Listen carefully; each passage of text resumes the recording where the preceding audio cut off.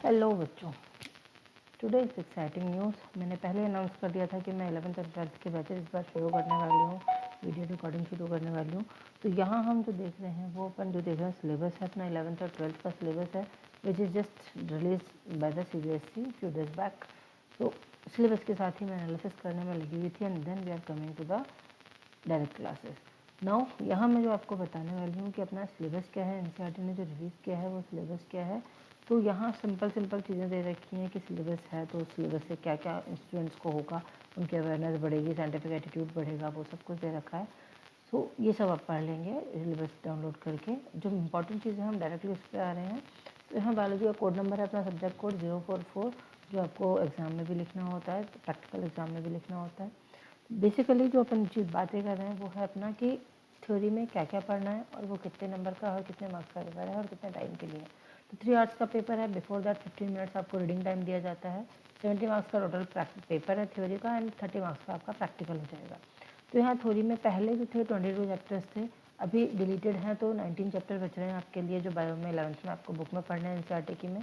सो वो भी सब यूनिट्स में डिवाइडेड है। तो आपको यहाँ दिख रहा है टोटल 5 यूनिट्स में ये चीज़ें डिवाइडेड हैं। तो ये 5 यूनिट्स हमको जो पढ़नी है, इन 5 यूनिट्स में कौन कौन से चैप्टर्स हैं और कितनी यूनिट कितने मार्क्स की है उसके अकॉर्डिंग हम वेटेज है उसका। तो जितने मार्क्स का वेटेज होगा हम उसी यूनिट को ज़्यादा प्रेफरेंस देते हैं सबसे पहले। और उसके अलावा जो हमें थोड़ा कॉन्सेप्ट ईजी लगता है, ठीक है, जो बच्चे थोड़े वीक रहते हैं पढ़ने में उनको भी ध्यान देना पड़ता है, तो उनको हम ईजी कॉन्सेप्ट अच्छे से कराते हैं। जो पढ़ने में अच्छे हैं या हम कोशिश करते हैं सब बच्चों को अच्छा करवाएं, तो वहाँ वेटेज के अकॉर्डिंग अपन देखते हैं किस में से लॉन्ग क्वेश्चन आ सकता है। वेटेज का इंपॉर्टेंस इसलिए ज़्यादा है कि लॉन्ग क्वेश्चन हम देखते हैं किस में से आ सकता है। तो फर्स्ट यूनिट जो अपन देख रहे हैं, फर्स्ट यूनिट आपकी है diversity of the living organism, ठीक है। तो ये diversity of the living organism आपकी जो है ये है आपकी 15 मार्क्स की, ठीक है। 15 मार्क्स का मतलब 15 मार्क्स बहुत इंपॉर्टेंट होते हैं आपके 1 2 3 4 चैप्टर, इसमें जो है 5 6, ठीक है। ये आपके बहुत इंपॉर्टेंट चैप्टर्स हैं। बेसिक आपको बायो का जो ग्राउंड देंगे वो यही चैप्टर्स देंगे। बच्चों को स्टार्टिंग में थोड़ा बोर लगता है, अरे यार थ्योरी है लर्न करना है, लेकिन जब तक आपको ये बेसिक चैप्टर्स की, बेसिक चीज़ों की, बेसिक स्ट्रक्चर्स की नॉलेज नहीं होगी कि एनिमल्स में है क्या, हम बायोलॉजी में पढ़ने क्या वाले हैं, तब तक अपन इस चीज़ को क्लियर नहीं कर सकते, ठीक है। तो ये पढ़ना बहुत ज़रूरी है। सेकेंड यूनिट है आपकी structural organisation in plants and animals, ठीक है। इसमें आपको प्लांट्स और एनिमल्स के इंटरनल स्ट्रक्चर के बारे में थोड़ा थोड़ा डिनोट किया गया है। 1 2 3 4 तो आपकी फर्स्ट यूनिट हो गई। इसके बाद स्ट्रक्चरल ऑर्गेनाइजेशन में आपके लेसन 5 और 6 की एनाटॉमी कैसी है फ्लावर्स की या प्लांट्स की, या फ्लावर का स्ट्रक्चर, लीफ का स्ट्रक्चर, स्टेम का स्ट्रक्चर, उन इन्फ्लोरेसेंस वगैरह, ठीक है, फ्लोरल फार्मूला वगैरह, वो सब इसमें दिया हुआ है। तो ये आपका 10 मार्क्स का क्वेश्चन है। अभी इसमें डिलीट हुआ है काफ़ी पार्ट, तो वो हम देख लेंगे कौन सा डिलीट हुआ है, ठीक है। थर्ड आपकी यूनिट है सेल स्ट्रक्चर एंड फंक्शन। इसमें सेल के इंटरनल स्ट्रक्चर वगैरह के बारे में आपको बताया गया है कि सेल का इंटरनल स्ट्रक्चर क्या है। जो हमने 9th में पढ़ा था वही ऑलमोस्ट हम सेल इसमें पढ़ने वाले हैं, लेकिन 11th है तो डिटेल में तो हो गई, तो बहुत ज़्यादा डिटेल में दिया हुआ है इसको। ये आपकी यूनिट कंप्राइज करती है 15 मार्क्स, ठीक है। बहुत इंपॉर्टेंट है बहुत। इसमें सेल का स्ट्रक्चर, मियोसिस माइटोसिस मतलब सेल डिवीजन वाला चैप्टर, और सेल का स्ट्रक्चर, इन दोनों चैप्टर इसमें आ जाते हैं। देन है plant physiology, plant physiology enzyme वगैरह भी आ जाते हैं उसमें, बायोमोलिक्यूल्स एंजाइम्स, ठीक है। प्लांट फिजियोलॉजी, प्लांट फिजियोलॉजी का मतलब होता है हम उसके स्ट्रक्चर करना, प्रोसेस को स्टडी करना। तो फिजियोलॉजी में पहले जो चैप्टर्स थे कुछ उसमें डिलीट हो गए हैं, अब जो चैप्टर्स हैं वो आपको करने हैं। वो टोटल आपके 12 मार्क्स के, जिसमें सबसे इंपॉर्टेंट चैप्टर शायद प्लांट्स के अंदर रेस्पिरेशन वाला होगा, जिसमें कि एक साइकिल 100% एग्जाम में पूछी जाती है, जो हम क्लासेस के साथ में लेंगे। लास्ट यूनिट है आपकी ह्यूमन फिजियोलॉजी की। ह्यूमन फिजियोलॉजी मतलब आपकी कितने मार्क्स की है ह्यूमन फिजियोलॉजी, ठीक है। ह्यूमन फिजियोलॉजी है आपकी 15 मार्क्स, आपको यहाँ दिख रहे होंगे 15 मार्क्स हैं। चलो मैं इसको डिलीट कर देती हूँ, दिख नहीं रहा आपको, हाँ जी। ह्यूमन फिजियोलॉजी है आपकी 18 मार्क्स की। तो वो 18 मार्क्स बहुत इंपॉर्टेंट होता है बच्चों, ठीक है। ये 18 मार्क्स का आपका ह्यूमन फिजियोलॉजी में आपको पूरा ह्यूमन अनाटमी, रेस्पिरेशन हो रहा है तो कैसे हो रहा है, ब्रीदिंग हो रही है तो कैसे हो रही है, ब्लड फ्लो कर रहा है तो क्यों कर रहा है, कैसे कर रहा है, एवरीथिंग इज क्लियर्ड है, ठीक है। तो बायोलॉजी मतलब साइंटिफिक एटीट्यूड होना चाहिए बच्चे का, तो वो scientific attitude human physiology, human के बारे में अपन इसमें स्टडी करेंगे, क्लियर। तो यहाँ ये आपका टोटल मिला के 70 मार्क्स का हो जाएगा। तो मोस्ट प्रोबेबली एक लॉन्ग क्वेश्चन आता है ह्यूमन फिजियोलॉजी से, ठीक है, एक आएगा सेल से, ठीक है, और एक आता है स्टार्टिंग वाले से, ठीक है। प्लांट फिजियोलॉजी से 12 मार्क्स का है, लेकिन इसमें भी 3 2 मार्क्स के बहुत क्वेश्चन बन जाते हैं। चलिए आगे चलते हैं। अब नेक्स्ट पेज पे हमें इसमें क्या दे रखा है, नेक्स्ट पेज पे दिया हुआ है अब सिलेबस अपन डिटेल में लेके आते हैं। फर्स्ट चैप्टर में, सेकंड चैप्टर में क्या है, तो फर्स्ट चैप्टर में पहले बायोडाइवर्सिटी से पहले बेसिक कैरेक्टरिस्टिक्स और आइडेंटिफिकेशन दे रखी थी कि कोई लिविंग है या डेड है ऑर्गेनिज्म, तो वो सब 5-6 प्रॉपर्टीज़ थी वो पहले, वो सब हटा दी गई हैं। एंड में था इस चैप्टर के हर्बेरियम वगैरह जो टैक्सोनॉमिकल एड्स होती हैं वो सब हटा दिया गया है। तो मिडिल वाला जो पोर्शन था चैप्टर का वो छोड़ा है, and that is the easiest chapter of the whole book. Living word सबसे सिंपल चैप्टर है, लॉन्ग क्वेश्चन एक भी नहीं बनता कभी भी इसमें से, लेकिन एमसीक्यूज और शॉर्ट क्वेश्चन कहें या एमसीक्यूज बेसिकली कहें, नीट में भी और 11th में भी एमसीक्यूज बेसिकली इसमें से ही बनते हैं, या फिर ये बायनोमियल नोमेनक्लेचर का 2 मार्क्स का क्वेश्चन, या फिर हायरार्की टैक्सोनॉमिकल हायरार्की का जो डायग्राम दे रखा है वो आपका 1 मार्क में पूछ लेते हैं, आपसे 1 या 2 मार्क में डिटेल में पूछ लेते हैं, या डिफाइंस वगैरह बेसिकली वो इस चैप्टर से बनती है। तो सबसे पहले अपन यही चैप्टर लेंगे। सेकेंड आप देख रहे हैं आपका बायोलॉजिकल क्लासिफिकेशन। बायोलॉजिकल क्लासिफिकेशन में क्या है, 5 किंगडम। अब इसमें स्टार्ट करते हैं हम 2, मतलब 1, 2 किंगडम, 3 किंगडम, 4 किंगडम, 5 किंगडम या 6 किंगडम क्लासिफिकेशन भी है, लेकिन जो मेन है वो हमारा 5 किंगडम क्लासिफिकेशन, उसको हम डिटेल में स्टडी करेंगे। और सारे जितने भी 5 उसमें किंगडम में डिवाइड किया गया है उन सबके बेसिक फीचर्स, जैसे मोनेरा, प्रोटिस्टा, फंजाई, ठीक है, और उसमें प्लांटेड एनिमेलिया, लेकिन डिटेल में हम उनको आगे स्टडी करेंगे, इसलिए यहाँ लिखा हुआ नहीं है। इसके अलावा कुछ ऑर्गेनिजम्स ऐसे हैं जिनको कोई भी स्पेस प्रोवाइड नहीं किया गया, ठीक है, जैसे उसमें हम काउंट करते हैं लाइकेंस को, वायरसेस को एंड वायरस को, ठीक है, तो इनके स्पेस कहीं भी नहीं दी हुई है, तो इसलिए हमको अलग से स्टडी करते हैं, शॉर्ट नोट से आते हैं इनके ऊपर आएंगे तो कभी भी, ठीक है। चलिए, chapter 3 basically deals with the plants, कि क्लासिफिकेशन प्लांट्स का डिफरेंट कैटेगरीज में किया गया है, तो क्यों किया गया है, किस बेसिस पे किया गया है, या कितनों में किया गया है, और उन सबके साइलेंट फीचर्स, मतलब everything about the outer structure, internal structure, reproduction cycle, सब एक एक पैराग्राफ में एक्सप्लेन किया गया है।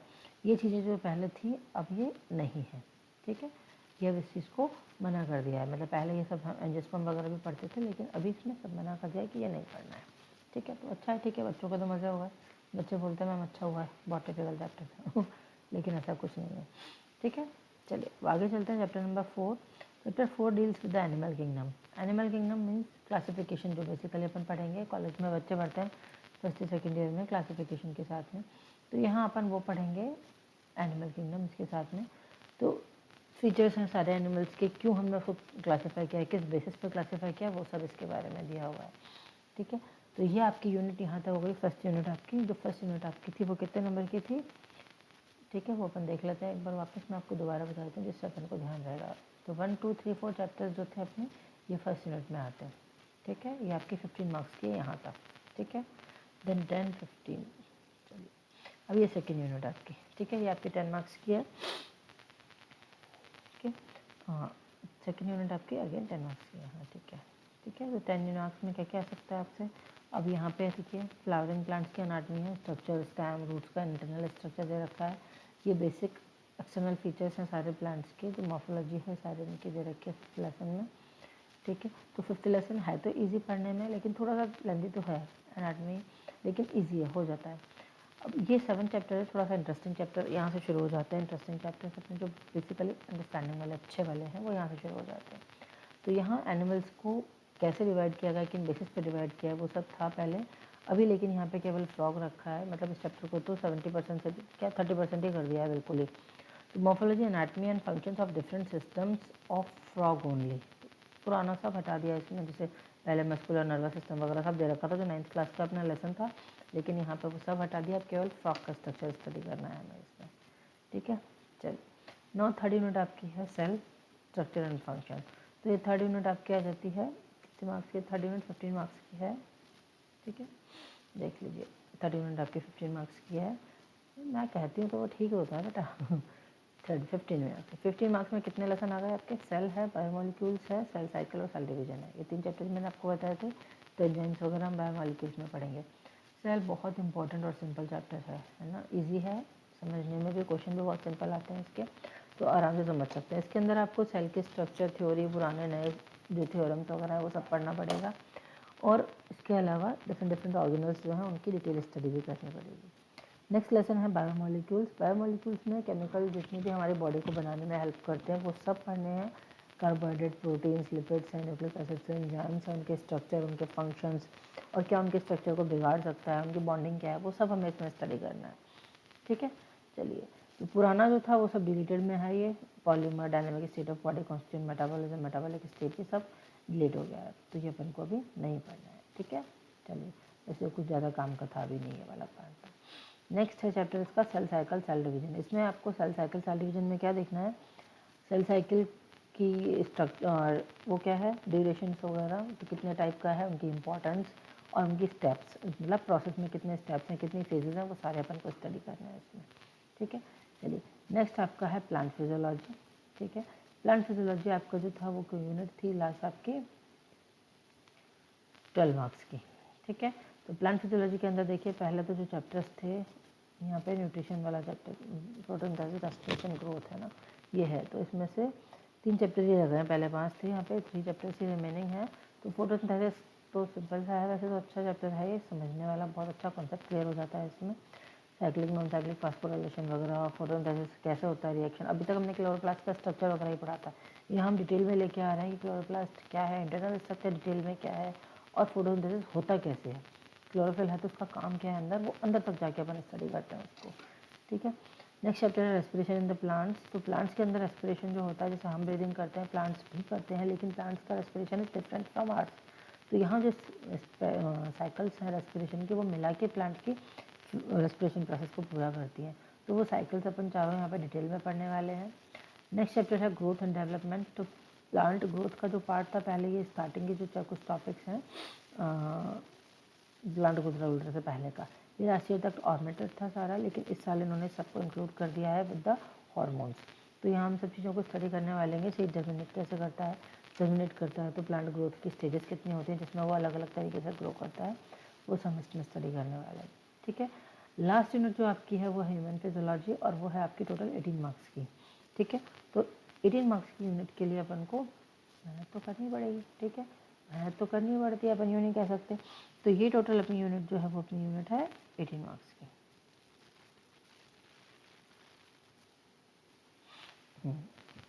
ठीक है, तो वो 18 मार्क्स अपन यहाँ से पकड़ लेंगे अच्छे से। चलिए ठीक है, अब क्या हो रहा है ये पता नहीं, चलो आगे देखते हैं। इसमें भी स्टार्टिंग का जो डाइजेशन वाला चैप्टर था फर्स्ट ह्यूमन फिजियोलॉजी का, वो डिलीट मार दिया गया इन लोगों ने, पता नहीं क्यों मारा। वो बहुत अच्छा चैप्टर था, बच्चों को अच्छा लगता था कुल मिला के। तो ब्रीदिंग से स्टार्ट कर रहे हैं। ब्रीदिंग है रेस्पिरेशन, जो अपन ने 10th में पढ़ा था, वही चैप्टर यहाँ डिटेल में है ये चारों। तो डाइजेशन पार्ट इन्होंने हटा दिया, जो लाइफ प्रोसेस का फर्स्ट पार्ट था अपना। उसके बाद था रेस्पिरेशन आपके, तो रेस्पिरेशन को डिटेल कर दिया है। ठीक है, ह्यूमन्स में mechanism of breathing and regulation. इसके अलावा इन्होंने बॉडी फ्लूइड्स एंड सर्कुलेशन, वही चैप्टर है सेम, सर्कुलेशन ऑफ ब्लड वगैरह, उसको और डिटेल में पढ़ना है अपन ने, स्ट्रक्चर साइकिल्स वगैरह वो सब डिटेल में पढ़ना है। एक्सीलरेटरी प्रोडक्ट्स एंड देयर एलिमिनेशन, ठीक है, जो लाइफ प्रोसेस का अपना 10th का 4th पार्ट था, वो यहाँ पे डिटेल में है थोड़ा सा, वहाँ तो वो छोटा सा दिया हुआ था, तो यहाँ उसको और लेंथी कर दिया है थोड़ा सा, क्योंकि बायो पढ़ रहे हैं तो थोड़ा डिटेल होना ही चाहिए। ठीक है, तो यहाँ types of organism depending on the excretory product, उसके हिसाब से हमने सबको डिवाइड कर दिया। ये पहले सिलेबस में अलग से नहीं दे रखा था, मोनोटॉलिज्म वगैरह ये हम टीचर्स खुद से ही पढ़ाते थे। ठीक है, तो अब फंक्शन सिस्टम का स्ट्रक्चर पूरा, उसके फंक्शन, उसके पार्ट्स, हार्मोन जो कंट्रोल कर रहे हैं, ठीक है, वो सब, और डिजीज़ वगैरह सब हम कंट्रोल करेंगे इस चैप्टर में। लोकोमोशन एंड मूवमेंट, हाँ, स्केलेटल मसल्स वगैरह, ये बहुत इंपॉर्टेंट टॉपिक था ये भी। ठीक है, तो मूवमेंट वगैरह भी हम इसमें स्टडी करने वाले हैं, कितने तरह की मूवमेंट होती है, स्ट्रक्चर क्या है मसल्स का, क्या काम कर रहे हैं उनमें, डिजीज़, अगेन डिजीज़ तो हमें सारे चैप्टर्स के साथ पढ़नी है फिजियोलॉजी में। ठीक है, डिसऑर्डर्स क्या क्या होते हैं वो सब। नेक्स्ट चैप्टर है आपका न्यूरल कंट्रोल। ठीक है, नर्वस सिस्टम आपका कैसे काम करता है, कितने टाइप का है अपनी बॉडी में, कितने में डिवाइडेड है, नर्व्स कैसे अपने मैसेज को यहाँ से वहाँ पहुँचाती हैं, वो सारा इसमें हम डिटेल में लेने वाले हैं। लास्ट चैप्टर लेकिन इंपॉर्टेंट चैप्टर है बहुत, हार्मोन, लेकिन सिंपल भी है, सिंपल क्वेश्चन आते हैं इसमें से। वो है आपका केमिकल कोऑर्डिनेशन। ठीक है, अपनी बॉडी भी केमिकल्स के थ्रू चलती है, मतलब हार्मोन्स एंजाइम्स जो अपनी बॉडी में काम करते हैं, हार्मोन्स वो किससे सेक्रेट हो रहे हैं, कितने टाइप की ग्लैंड्स हैं, डिजीज़ क्या हैं उन हार्मोन्स की कमी या ज़्यादा होने से, तो वो सारी हम इस चैप्टर में डिटेल करने वाले हैं।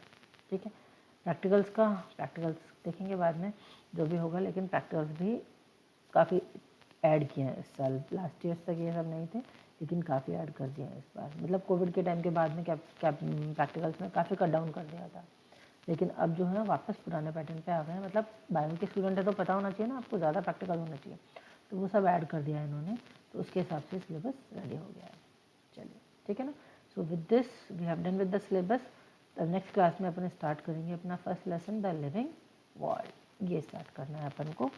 ठीक है, तो जो अपन स्टार्ट करेंगे वो आपका ये चैप्टर रहेगा, लिविंग वर्ड स्टार्ट करने वाले हैं अपन। और उसके लिए आप कोशिश करिएगा जो भी क्वेश्चन हो आप हाथ के हाथ मुझे डाल दें, जिससे मैं उनका पर्सनली रिप्लाई कर सकूं। So thank you for watching and just subscribe my channel again.